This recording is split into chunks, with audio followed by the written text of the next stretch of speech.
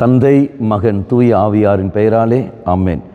இயேசு கிறிஸ்துவின் அன்புமிக்க சகோதர சகோதரிகளை உங்கள் அனைவருக்கும் கிறிஸ்து இயேசுவின் அன்பு கலந்த வணக்கத்தை தெரிவித்துக் கொள்கின்றேன்.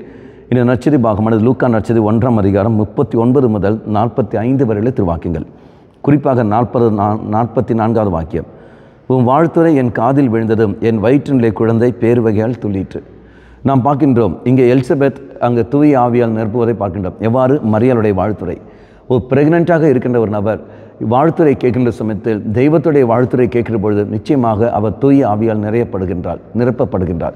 இதுதான் பார்க்கிட்டோம். ஆனால் அதே ஒரு பிரெக்னென்ட்டாக ஒரு நபர் பிரெக்னென்ட்டாக இருக்கிற சமயத்தில் அவர்கள் உலகத்தை மையப்படுத்தி உலக பாடல்களோ சினிமா மற்ற பாடல்களை கேட்கின்ற பொழுது அவர்கள் தூய ஆவியால் நிரப்பப்பட வேண்டும் என்று அங்கு நிர்பந்தம் இல்லை, கட்டாயம் இல்லை.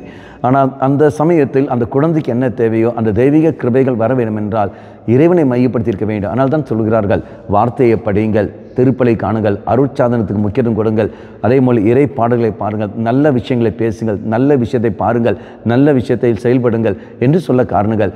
மாறாக பயம் தரக்கூடிய காட்சிகளோ அல்ல பயம் மற்றவர்களுக்கு கெடுதல் செய்கின்ற சிந்தனைகளோ அதெல்லாம் வருகின்ற சமயத்தில் அது குழந்தைகளை அது பாதிக்கிறது. இது மருத்துவ ரீதியாக நிரூபிக்கிற விஷயம் நம்ம எல்லோரும் தெரியும்.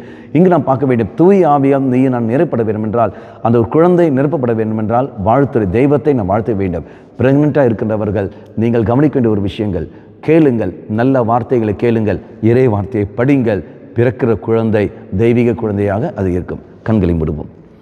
தலைவனாய தெய்வமே, இதா என்றும் உன்னுடைய வார்த்தையை கேட்டு நடப்பதற்கும், என்றும் உன்னுடைய வாழ்க்கையில் தங்களுடைய வாழ்க்கையில் உமக்கு முக்கியம் கொடுத்து நடப்பதற்கும் இதா நீரே எங்களுக்கு வழியை தருகின்றீர்.